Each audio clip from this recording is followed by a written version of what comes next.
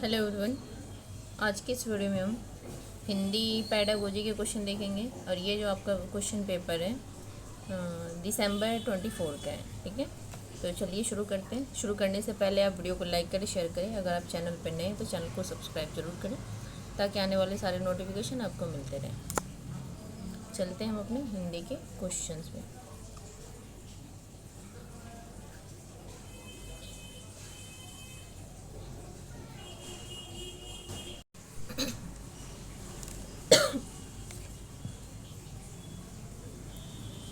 ये आपका language first है। चलते हैं हम इसके पेडागोजी के क्वेश्चन पे। पेडागोजी के क्वेश्चन कहाँ से शुरू होते हैं?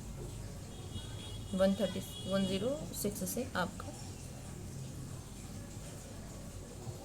106 से आपका पेडागोजी का क्वेश्चन शुरू होता है। चलिए शुरू करते हैं। क्वेश्चन नंबर 106 कहते हैं, मातृभाषा आधारित बहुभाषावाद किसकी अनुशंसा करता है? मतलब जो मातृभाषा आधारित है, जो बहुभाषावाद है, वो किसकी प्रशंसा अनुशंसा करता है? तो फर्स्ट कहता है आपका, सभी बच्चों की विद्यालय शिक्षा की शुरुआत अंग्रेजी माध्यम और घर की भाषा में होनी चाहिए। बिल्कुल सही बात है, घर की भाषा में होनी चाहिए पर अंग्रेजी माध्यम में नहीं होनी चाहिए, इसलिए आपका फर्स्ट गलत हो जाएगा। सेकंड कहता है, सभी बच्चे अपनी प्रथम भाषा के रूप में हिंदी का अध्ययन करें। सभी जरूरी नहीं है कि सभी बच्चों की जो मदर टंग होगी वो हिंदी होगी, इसलिए ये भी आपका गलत हो जाएगा। आप तमिलनाडु में चले जाओ, वहाँ तमिल बोला जाता है। आप महाराष्ट्र में चले जाओ, वहाँ मराठी बोला जाता है। आप बंगाल में चले जाओ, वहाँ बंगाली बोला जाता है। ठीक है, तो एक बात बताओ कि जब जहाँ मदर टंग हिंदी है वहाँ हिंदी में अध्ययन कराया जा सकता है बच्चों की प्रथम भाषा, लेकिन जहाँ मदर टंग हिंदी नहीं है वहाँ कैसे सभी स्कूलों में ऐसा कर दिया जाए? सभी बच्चे अपनी प्रथम भाषा के रूप में हिंदी नहीं, ना तो प्रथम भाषा हमें इंग्लिश रखना है, ना हिंदी रखना है, ना मराठी रखना है, कुछ भी नहीं रखना है। हमें फर्स्ट लैंग्वेज क्या रखना है? जो बेबी का, जो बच्चे का मदर टंग है उसको रखना है। ठीक है। थर्ड कहता है, सभी बच्चों की विद्यालय शिक्षा उनकी मातृभाषा या घर की भाषा में शुरू होनी चाहिए। बिल्कुल सही बात है। सभी बच्चों की विद्यालय शिक्षा उनके राज्य की भाषा में नहीं, राज्य की भाषा भी, जैसे मान लो राज्य की भाषा किसी की, अब दिल्ली की ही बात कर लो, हर मतलब कि राज्य की भाषा भी अगर पढ़ाई जाती है क्लासेस में तो मतलब प्राइमरी लेवल के बाद रखा जाता है। अब एक राज्य में ज़रूरी नहीं है ना कि एक ही लैंग्वेज बोली जाती हो, ऐसा बिल्कुल भी नहीं है। आप बिहार का एग्जांपल ले लो, बिहार में भोजपुरी बोली जाती है, वहाँ की वो लैंग्वेज हिंदी है, तो क्या अब उधर उधर क्या बोलते हैं उसको, नॉर्थ ईस्ट में चले जाओ, बिहार के नॉर्थ ईस्ट में चले जाओ, वहाँ तो भोजपुरी नहीं बोली जाती है, वहाँ मैथिली बोली जाती है। फिर भोजपुरी तो नहीं समझ आएगी बच्चों को, हिंदी भी नहीं समझ आएगी। इसलिए राज्य में भी, राज्य की लैंग्वेज में भी नहीं पढ़ाना है बच्चों को। किसमें पढ़ाना है? तो बच्चों का मदर टंग, मातृभाषा या घर की भाषा। Option number third is the right answer. Next पे चलते। क्वेश्चन नंबर 107 कहता है,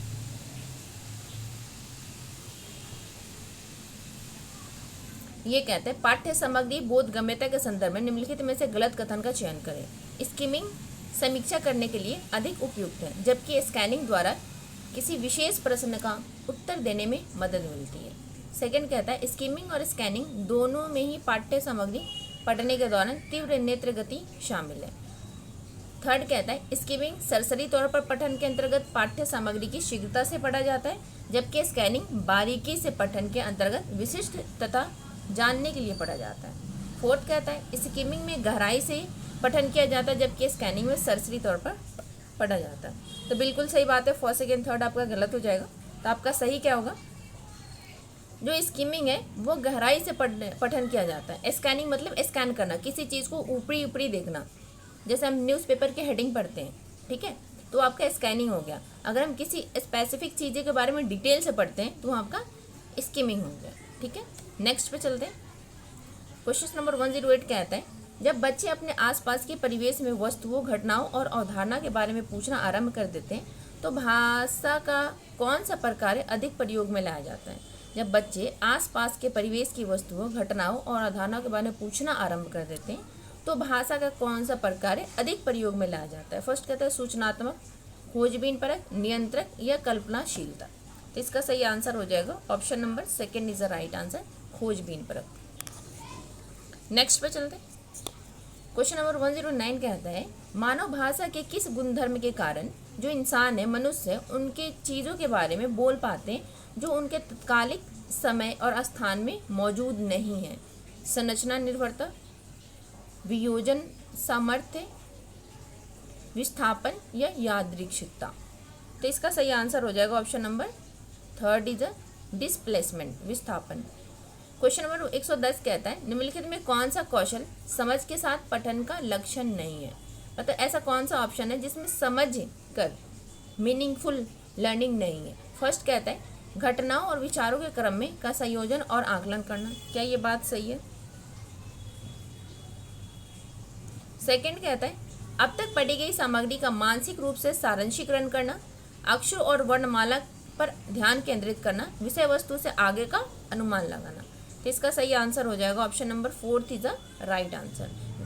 नहीं, इसका सही आंसर हो जाएगा option number third is the right answer, अक्षरों और वर्णमाला पर ध्यान केंद्रित करना। नेक्स्ट पे चलते हैं।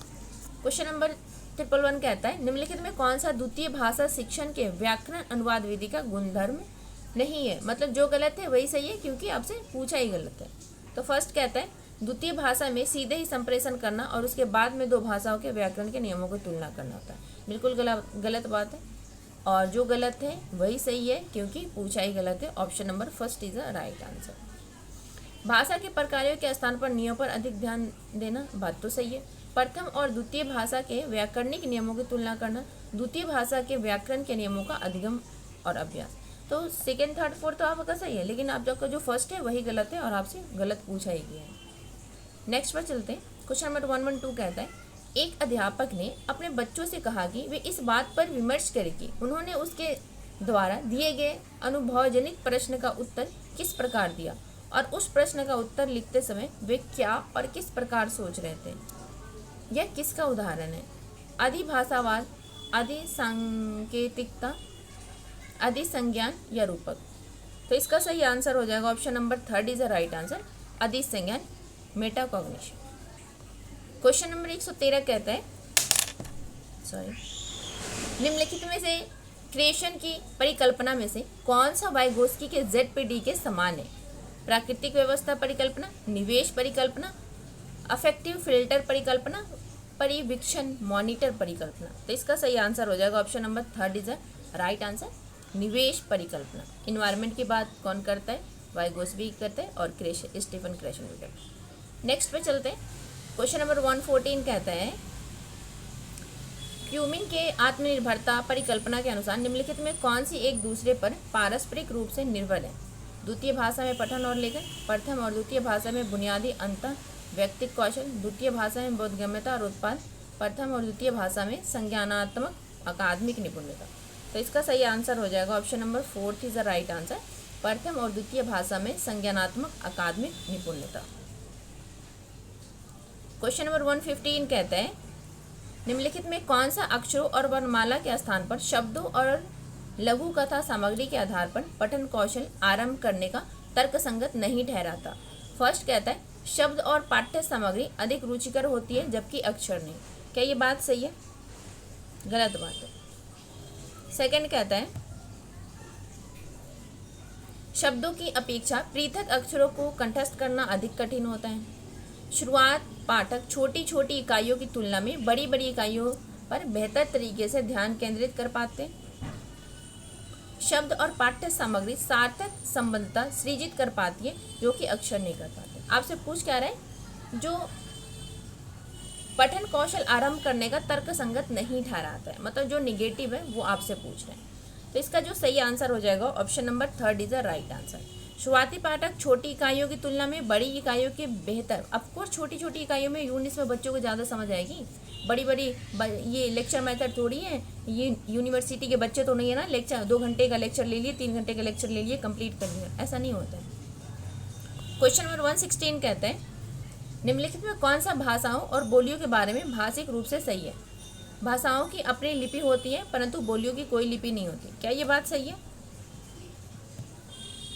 सेकंड कहता है भाषा और बोलियों में कोई सुपरभाषित भाषिक अंतर नहीं है। बिल्कुल सही बात है।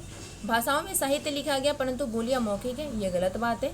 भाषाएं और बोलियां भाषिक रूप से भिन्न है परंतु भौगोलिक रूप से एक समान है। तो इसका जो सही आंसर हो जाएगा option number third is the right answer, second is the right answer. भाषा और बोलियों में कोई सुपरभाषित भाषिक अंतर नहीं होता है। नेक्स्ट पे चलते हैं। क्वेश्चन नंबर 117 कहता है, वीरा 7 माह की शिशु है। वह अब कुछ इस तरह की आवाज़ें निकाल रही है जिसमें स्वर और व्यंजन मिश्रित है। वह किस रूप से संप्रेषित कर रही है? कूजन, भाषिक वाक, ध्वनिग्राम या बबलाना? भाषिक वाक तो नहीं होगा, 7 मंथ का बेबी है तो, है ना, तो ये तो गलत हो जाएगा। कूजना भी नहीं होगा अगर वो 7 मंथ का हो गया। ध्वनिग्राम भी नहीं होगा, तो इसका सही आंसर हो जाएगा option number 4 is the right answer, बबलाना। ये 6+ जब बच्चे हो जाते हैं तो ये शुरू कर लेते हैं। क्वेश्चन नंबर 118 कहते हैं, उत्पादक शब्द संपदा क्या है? जो उत्पादक शब्द संपदा है वो क्या है? फर्स्ट कहता है, वे शब्द जिनका प्रयोग लेखन और बोलने में किया जाता है, वे शब्द जो पाठक के लिए नए हैं, वे शब्द जिनको हम जैसा सुनते वैसे ही पहचानते, वे शब्दों पर ध्यान देना जिनको हम पंक्तियों से पढ़े जाकर बढ़ते हैं। तो इसका सही आंसर हो जाएगा option number first is the right answer. वे शब्द, वे वर्ड्स जिनका प्रयोग लेखन और बोलने में किया जाता है। क्वेश्चन नंबर 119 कहता है, निम्नलिखित में से किसके द्वारा भाषा अर्जन उपकरण की अवधारणा की व्याख्या नहीं की गई है? फर्स्ट कहता है, बच्चे आकृति मूलक भाषा कैसे सीख लेते हैं? सेकंड कहता है, बच्चों का भाषिक उत्पाद उन्हें मिले भाषिक निवेश से अधिक क्यों होता है?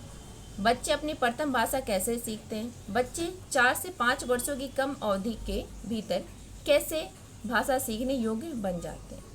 जो अवधारणा की व्याख्या नहीं है भाषा अर्जन की, वो हमें बताना है। भाषा अर्जन क्या होता है? जो आपका मदर टंग होता है ना, उसे आप अर्जन करते हैं, और जो आप स्कूल में जाकर सीखते हैं उसे अधिगम कहते हैं।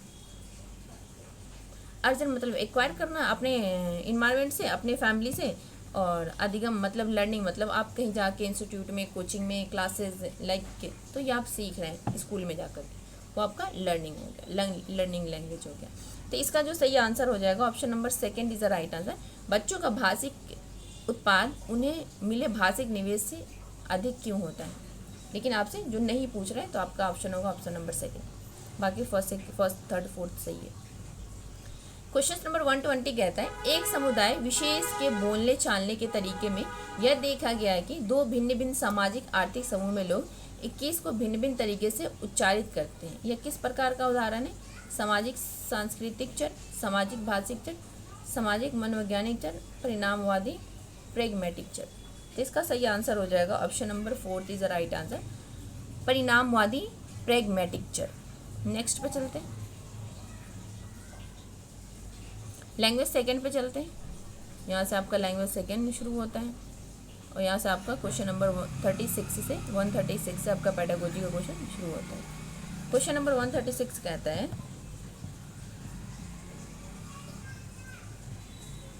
निम्नलिखित में से कौन सा आकलन के बारे में सही नहीं है? मतलब कौन सा असेसमेंट के बारे में सही नहीं, वो आपसे पूछा जा रहा है। यह विद्यार्थी की प्रगति की गति का मूल्यांकन करने में मदद करता है। यह केवल अध्यापक द्वारा ही किया जा सकता है। यह विद्यार्थी की प्रगति के बारे में समग्र दृष्टिकोण प्रदान करता है। यह विद्यार्थियों की उपलब्धियों के बारे में ठोस साक्ष्य प्रस्तुत करता है।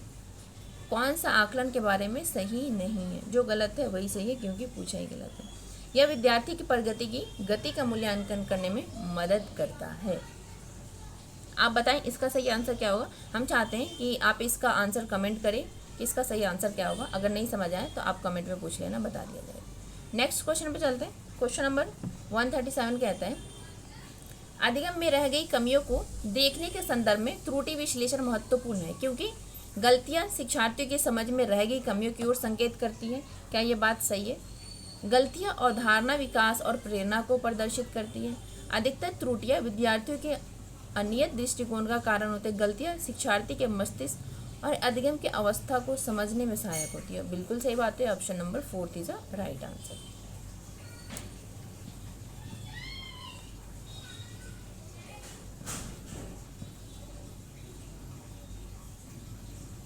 एक मिनट, एक सेकंड।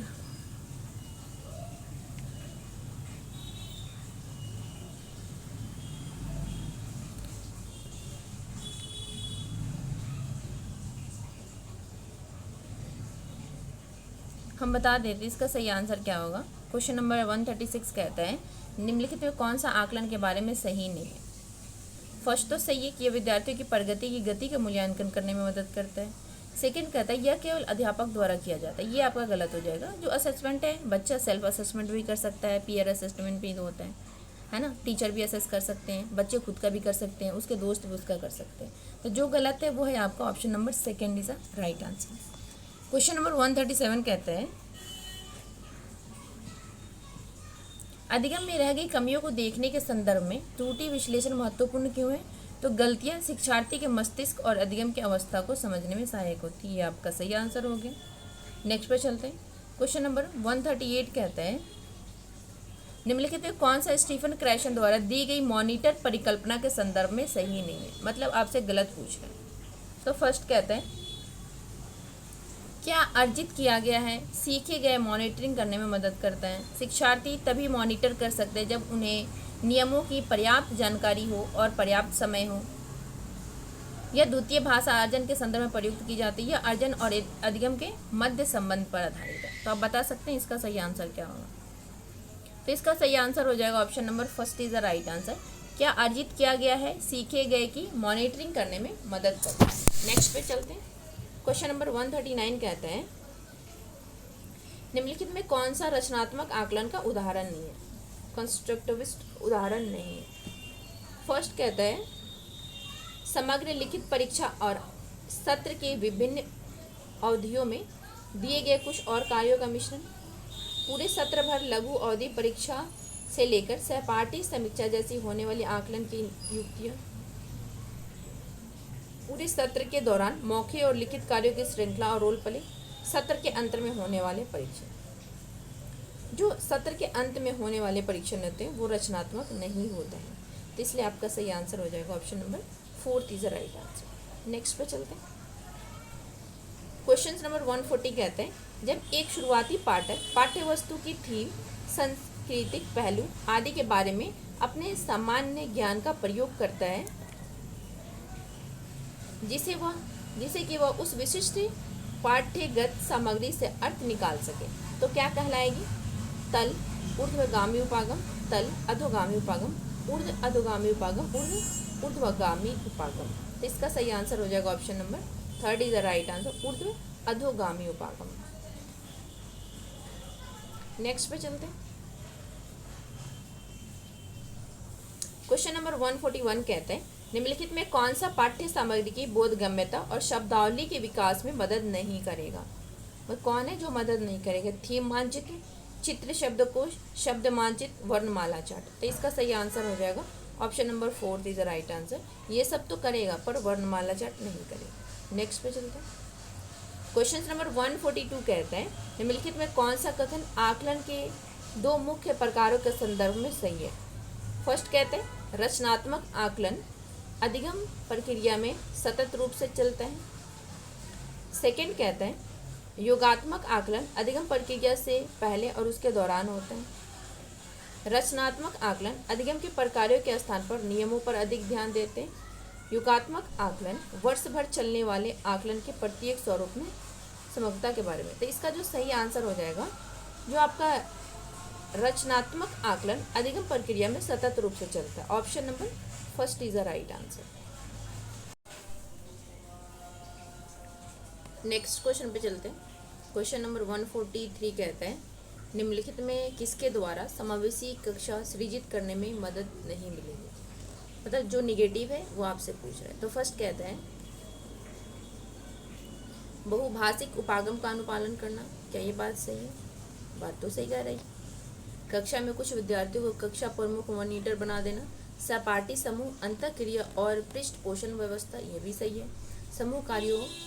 समूह में कार्य करने के लिए देना, ये भी सही है। तो जो आपका नहीं होगा, मदद नहीं मिलेगी, वो है आपका ऑप्शन सेकंड कि कक्षा में कुछ विद्यार्थियों को कक्षा प्रमुख मॉनिटर बना देना। नेक्स्ट पे चलते हैं। क्वेश्चन नंबर 144 कहता है प को फ की तरह लिखना, 6 को 9 की तरह लिखना। किस तरह के बच्चों द्वारा यह सामान्य गलती की जाती है? नामन विकार, एनीमिया, हकलाने वाले बच्चे द्वारा, पठन वैकल्य या डिसलेक्सिया या अफेजिया। तो इसका जो सही आंसर हो जाएगा option number second is a right answer. पठन वैकल्य डिसलेक्सिया उसको कहते हैं। डिस्ग्राफिया वो होता है जिसको लिखने में प्रॉब्लम होती है।